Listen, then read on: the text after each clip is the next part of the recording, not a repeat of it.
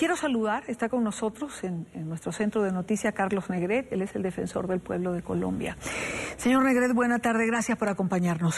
Muy buenas tardes por invitarme a su programa y muy complacido de estar aquí. Defensor, escuchábamos al vicepresidente de Colombia decir, bueno, esto ojalá no llegue a ser una avalancha que afecte a Colombia, o no queremos que llegue a ese punto, pero tengo que comenzar la entrevista preguntando, ¿no es una avalancha ya la cantidad de venezolanos que está llegando a Colombia en este momento, en esta circunstancia de crisis? Según las informaciones nuestras, llegan todos los días entre 25.000 y 30.000 ciudadanos colombianos y venezolanos a hacer diferentes actividades. Y pues esa cifra, con todo el respeto, para mí también, como lo piensa usted, es una avalancha. Afortunadamente hasta ahora se quedan un margen de un 10% y los otros se devuelven, ¿cierto? Pero sigue siendo muy preocupante porque nosotros no tenemos la infraestructura para atender el derecho a la salud, el derecho a la vivienda digna y el derecho a la educación de todos los ciudadanos venezolanos que quieren venir a Colombia.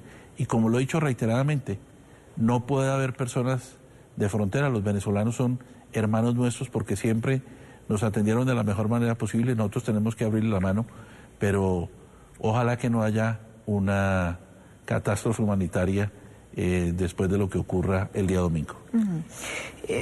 Yo creo que después de la avalancha, usted lo ha dicho, una catástrofe, es terrible tener que usar estas palabras, es terrible pensar que eso puede llegar a ocurrir, pero es la realidad, eso es la realidad de lo que se está viviendo en Venezuela y en Colombia, por la misma circunstancia.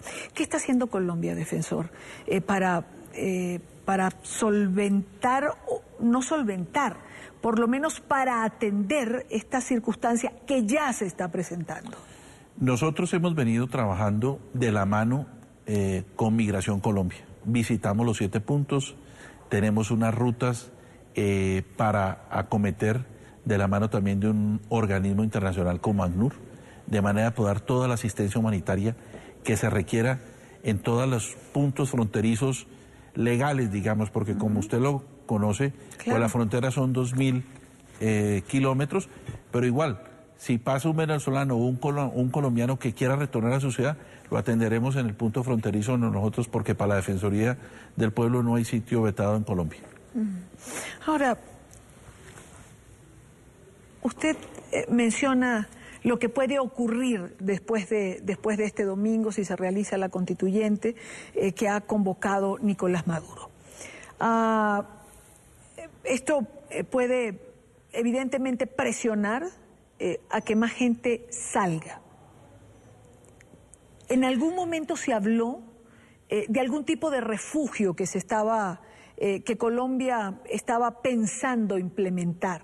¿Esto se ha hecho? ¿Se ha trabajado en relación a esto? ¿Tiene usted información? Hemos trabajado, yo me reuní con la señora canciller hace unos 45 días para hablar este tema con su embajador de Colombia en Venezuela, que ahora está aquí, y diseñamos unas rutas en el evento en que existiera una llegada masiva de ciudadanos venezolanos y de colombianos que retornen. Si llega uno, llega 1 millón, es supremamente preocupante. ¿Por qué? Porque Colombia no está preparado para recibir un ciudadano más.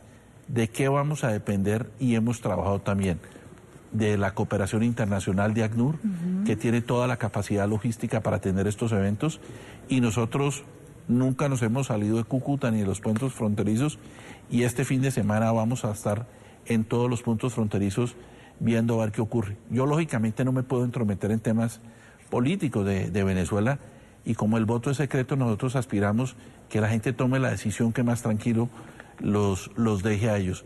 Y ojalá no tengamos que recibir a los ciudadanos venezolanos y a los colombianos que retornan, como le digo, pero si hay que hacerlo, lo recibiremos, y partiremos el pan. Algo tenemos que hacer, pero lo tendremos que hacer. Ahora, hablamos de ACNUR y hablamos de la logística con la que se nos puede apoyar en una circunstancia como esta. Ahora, la Unión Europea, por ejemplo, ¿está en capacidad de dar ayuda económica a Colombia? ¿Se ha pensado en eso para atender esta crisis? Cuando hablamos de masiva, cuando hablamos de una circunstancia en que puede haber una migración masiva, yo pienso en las cifras que nos están dando. 25 a 30.000 venezolanos cruzan el puente por día. Unos se devuelven, otros no. Si 30.000 venezolanos cruzando un puente del estado Táchira a Colombia, a Cúcuta, no es masivo, yo no quiero pensar lo que es masivo, defensor. No, realmente, cuando uno se para en ese puente, los que nos recorremos este país y nos paramos en ese puente, la situación es dramática. Es dramática porque la gente no viene a Colombia porque quiere, sino porque le toca. Porque tiene que venir a comprar la harina y el arroz acá. Y eso es muy grave. Hace 30 días estuve en Ginebra con el alto comisionado de los derechos humanos y entre los temas que le toqué fue Venezuela. Le dije, la siguiente bomba social para Colombia será Venezuela. ¿Por qué? Porque económicamente el país no tiene recursos para atender, como tú lo llamas, una avalancha o una catástrofe o unos ciudadanos de bien que vienen de Venezuela a buscar trabajo y a buscar refugio. Él lo tomó muy en cuenta porque no atender a los ciudadanos que llegan a otro país es violación de los derechos humanos. Tenemos que darle educación, tenemos que darle salud, tenemos que darle vivienda digna. Y también estuvimos con ACNUR en Ginebra. Claro. O sea, nosotros le llamamos la atención a todos los organismos en Europa para que esa cooperación internacional llegue. Es la única posibilidad que tenemos. Y el gobierno está trabajando en esa línea, es decir, ¿por qué esperar a que la situación se agrave de alguna manera? ¿Por qué esperar que vengan más venezolanos? Digo, ¿no tendría de alguna forma que estarse gestionando alguna ayuda económica por parte de organismos internacionales ya? Como usted lo sabe, yo soy parte del Estado, pero no del gobierno. ¿Sí? Lo que yo sé es que la canciller ha venido trabajando en ese tema con migración, con el director de fronteras, y han hecho todo lo necesario para, en el evento que ocurra, una llegada masiva de ciudadanos venezolanos, vamos a tener cómo atenderlos en Cúcuta, en Arauca, en cualquier otro sitio. Lo que pasa es que no podemos saber hoy si se van a dar 100.000 o solamente Claro. los mismos que 30.000. Entonces es muy grave también hacer política pública Claro. sin saber el monto. Pero yo creo que el susto que vivimos y las angustias que vivimos en 2015 no nos va a volver a pasar. O sea, ya estamos todos preparados y nosotros como Defensoría tenemos todo nuestro esquema para salir a atender humanitariamente a las gentes. Ahora, defensor Negre, por otra parte, esta es una crisis, digamos, en dos vías. Hay una crisis humanitaria, evidentemente, que es la que plantea el que los venezolanos estén pasando a Colombia en la circunstancia en que están pasando. Pero hay una crisis que también se presenta entonces en Colombia, fuera de la que implica atender a esta gente. Porque muchos venezolanos, no solamente a través de este punto, sino de otros, están pasando, están ofreciendo mano de obra, están, digamos, trabajando en lo que se les ofrezca, porque mientras quizás que para un colombiano 50.000 pesos no son nada, para un venezolano 50.000 pesos significan resolver un mercado para una familia de 15 días. Es decir, también se está desplazando a los colombianos que ya de por sí hay algún problema de desempleo. O sea, esto también está teniendo estas consecuencias. Sí, y le hemos advertido al gobierno que tenemos que trabajar rápidamente en el tema de la xenofobia, porque a nosotros nos atendieron en Venezuela con el corazón abierto y nosotros tenemos que atenderlos. Pero lo más grave de que si estamos peleándonos o no peleándonos por un trabajo, el tema no es eso, el tema es que se han aprovechado los ciudadanos venezolanos para no pagarles el justo precio por su trabajo. La canciller me contó en esa conversación que tuvimos que han multado a casi 500 compañías que han empleado venezolanos y no han pagado lo justo. Esa es una buena medida y es una medida que hay que resaltar de Migración Colombia y de la Cancillería, porque en mi concepto personal, cuando uno no paga lo justo está violando los derechos humanos y en eso han hecho un trabajo muy fuerte. Pero es muy complicado chequear si hay venezolanos en Subachoque, por ejemplo, trabajando en ganadería, claro, o médicos venezolanos, como lo vimos en algún noticiero, lavando carros en Bogotá, porque la situación allá es muy difícil y la gente, claro, tiene que venir a trabajar para mandar algún recurso. Claro. Defensor, yo soy venezolana y muchas veces recorrí la frontera. La frontera en el estado Zulia, por ejemplo. Nuestra mano de obra en Venezuela era mano de obra colombiana que cruzaba cada día a trabajar y muchos colombianos vivían en toda esa parte del estado Zulia que fue en un momento determinado la gran despensa de Venezuela y que no es. Por eso le preguntaba, porque es factible que caso contrario pase lo mismo y no se tenga registro de eso. No, sin lugar a dudas, en lo que tiene que ver con los venezolanos que han llegado a Colombia y con los colombianos que han retornado, hay un subregistro total. Claro. Es pertinente contar que desde febrero se estableció la TMF y a partir de ese momento pudimos saber cuántos entraban y cuántos salían, claro, pero no sabemos desde antes. Y el problema de Venezuela no es de ahora, llevamos un año muy largo y muy grave. Dos preguntas y me quedan, o dos preguntas, pero son dos temas igual. Defensor Negret, usted mencionó la xenofobia. ¿Cómo combatir la xenofobia? Es decir, en Venezuela aún hoy, con todas las circunstancias, viven más de 4 millones, cerca de 5 millones de colombianos, aún hoy con la crisis. Los venezolanos no migraban. No. Es un fenómeno nuevo para nosotros, que hoy en día tenemos las familias regadas por todas partes del mundo. ¿Cómo combatir la xenofobia? Tenemos que combatirlas con cultura, con educación.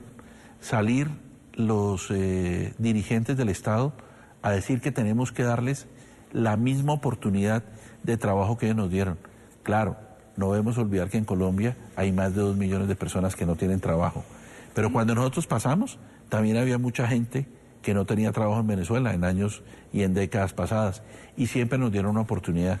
Yo lo que creo es que con lo que ocurre ahora, que son fronteras abiertas por todo el mundo, no importa si uno es venezolano, colombiano, peruano, lo importante es que uno haga el trabajo, pero que le paguen lo justo. Y desde la Cancillería, desde los diferentes ministerios, hay que salir a hacer una campaña para hacer respetar al ciudadano venezolano, que no viene aquí a nada distinto, sino a trabajar para poder mandar, como lo he dicho tantas veces hoy, algún recurso a su familia. Y una última pregunta. ¿Ha tenido usted contacto o le ha llamado el defensor del pueblo en Venezuela, Tarek William Saab? ¿Está mortificado, preocupado por la situación de sus connacionales en este momento?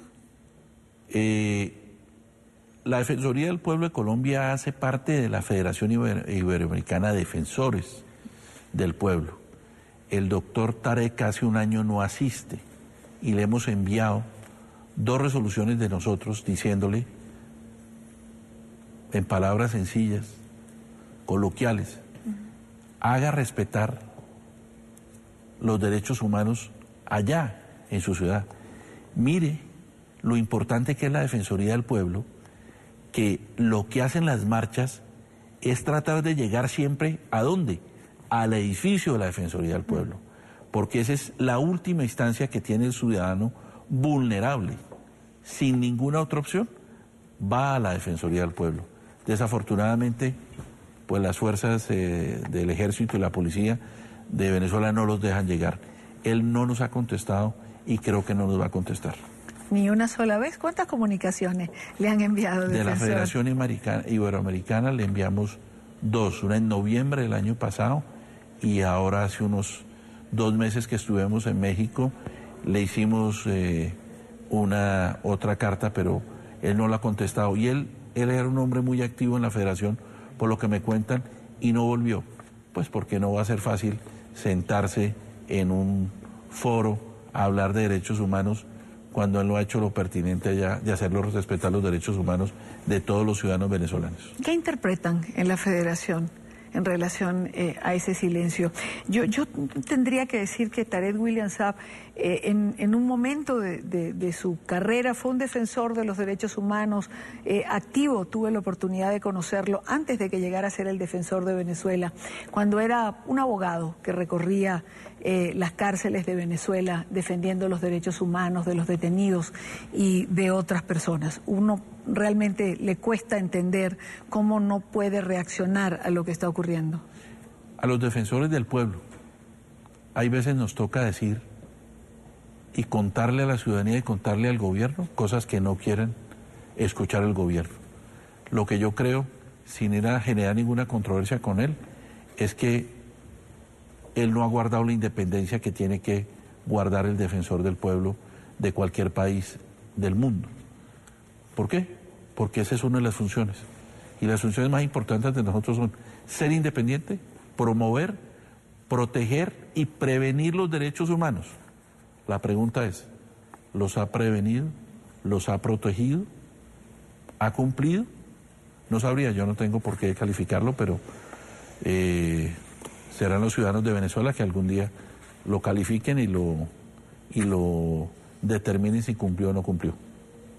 Carlos Negret, defensor del pueblo de Colombia, muchísimas gracias, defensor, por estar con nosotros en la tarde en NTN 24. No, señor, aquí estaré cuantas veces me inviten y que mis salidas a territorio me permitan estar aquí en la calle pavimentada. Con mucho gusto vengo acá. Gracias de verdad por estar con nosotros.